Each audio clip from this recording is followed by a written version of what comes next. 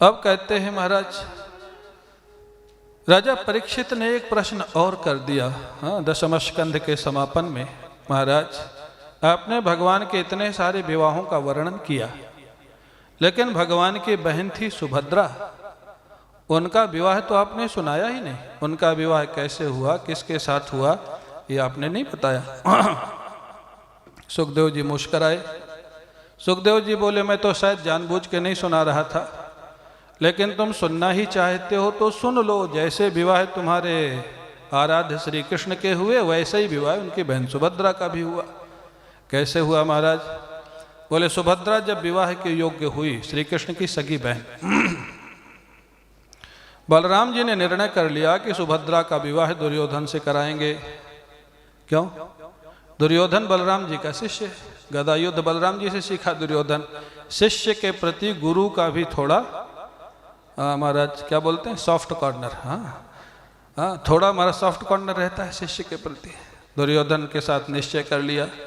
श्री कृष्ण ने कहा सुभद्रा से, अब देख बड़े भाई हैं, मैं विरोध कर नहीं सकता, क्या करें?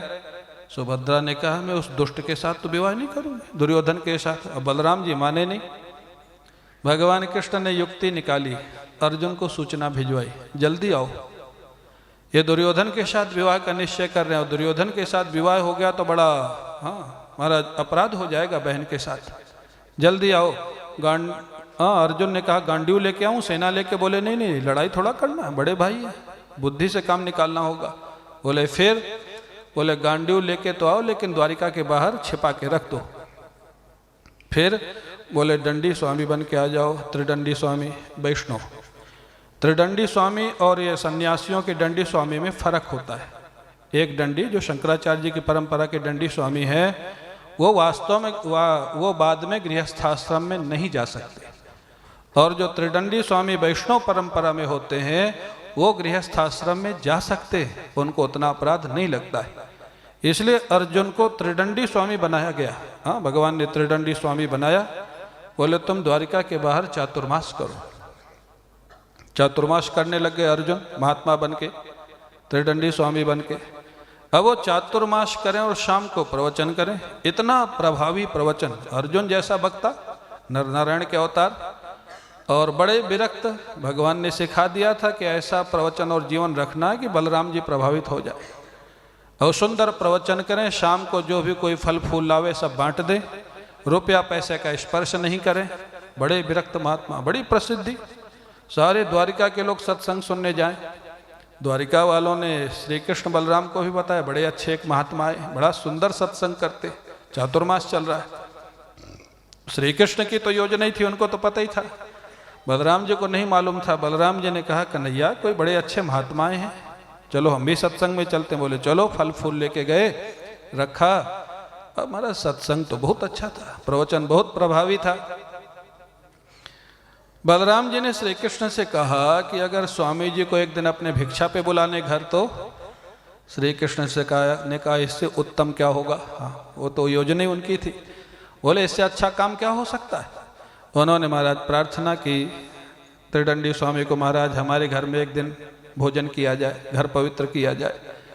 श्री कृष्ण ने इशारा कर दिया, मना मत कर देना विरक्ति में, स्वीकार कर लेना, तभी काम बनेगा। उन्होंने कह दिया, हम कहीं जाते तो नहीं है, लेकिन आपके घर आएंगे, आप इतना प्रेम से बुला रहे। श्री कृष्ण ने बलराम जी से कहा, मुख्य काम तो आपने कर दिया, अनुमति ले ली, अब स्वामी जी को लाना, भोजन कराना, वापस भेजना वो मैं कर लूँगा। अगर आपको कुछ काम देखना राज्य का तो आप देख सकते। श्री कृष्ण उनको लेने गए। अर्जुन को कह दिया कि आज ही अवसर है, मैंने सुभद्रा को भी बता दिया है, उसकी तैयारी कर दी है, मेरा रथ महल के बाहर तैयार खड़ा है, भोजन के बाद तुमको सुभद्रा को लेके जाना है। सुभद्रा को भी बता दिया, अर्जुन को भी बता दिया, भोजन कराया। अब भोजन के बाद इशारा किया, बलराम जी घर में थे नहीं, इशारा किया, महाराज त्रिदंडी स्वामी जो अर्जुन थे वो रथ में बैठ गए, सुभद्रा को बैठा लिया, रथ चलाए। तो बड़े अच्छे महाराज रथ चलाने वाले थे। अब शोर मचा, क्योंकि जब रथ चला सैनिकों ने देखा कि स्वामी जी हैं, स्वामी जी स्वामी जी स्वामी जी स्वामी जी, सुरक्षाकर्मी पीछे दौड़े। और द्वारिका के बाहर जाकर के अर्जुन ने महाराज वो वेश बदल दिया, राजा का वेश बना लिया, गांडीव जो छिपा के रखा था निकाल लिया। अर्जुन ने कहा यहाँ कोई स्वामी जी नहीं है, यहाँ गांडीवधारी अर्जुन है, किसी की हिम्मत है तो आगे बढ़ो, नहीं वापस लौट जाओ। अब महाराज समझ गए, तो अर्जुन भगवान के रिश्तेदार भी हैं। हाँ, और अर्जुन सुभद्रा को लिए जा रहे हैं। अब किसी की हिम्मत नहीं पड़ी, लौट के वापस आ गए। बलराम जी को सूचना दी गई, वो जो स्वामी जी प्रवचन करते थे ना, वो स्वामी जी नहीं थे, अर्जुन थे, वो सुभद्रा को लेके भाग गए।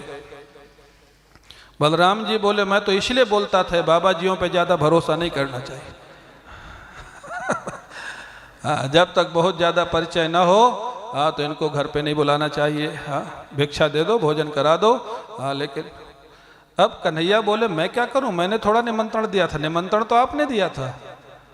बलराम जी बहुत नाराज, एक हमारी बहन, उनके साथ ऐसा व्यवहार हमारे लोगों ने किया, अर्जुन ने ऐसा व्यवहार किया, चढ़ाई करो सेना लेकर के। अब महाराज श्री कृष्ण सोचे एक काम तो बन गया, अब लगता है फिर झगड़ा करेंगे। श्री कृष्ण ने पैर पकड़ लिए, बोले एक उपाय बताऊं। बोले हाँ बोलो क्या करना है। बोले चढ़ाई करोगे तो जिन लोगों को नहीं पता है कि अर्जुन सुभद्रा को लेके भाग गया है, उनको भी पता लग जाएगा, बदनामी और बढ़ेगी। बोले फिर क्या कहना चाहते हो।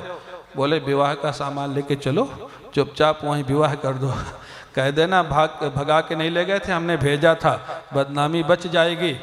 बलराम जी को ऐसा पट्टी पढ़ाया कृष्ण तो कृष्ण है महाराज, ऐसा पट्टी पढ़ाया, सामान लेके गए, सुभद्रा का विवाह अर्जुन के साथ कर दिया और बड़े प्रेम से रहने लग गए। इस प्रकार भगवान कृष्ण की बहन का विवाह हुआ अर्जुन के साथ, और वो बहुत अच्छा काम हुआ जो भगवान कृष्ण ने करवाया।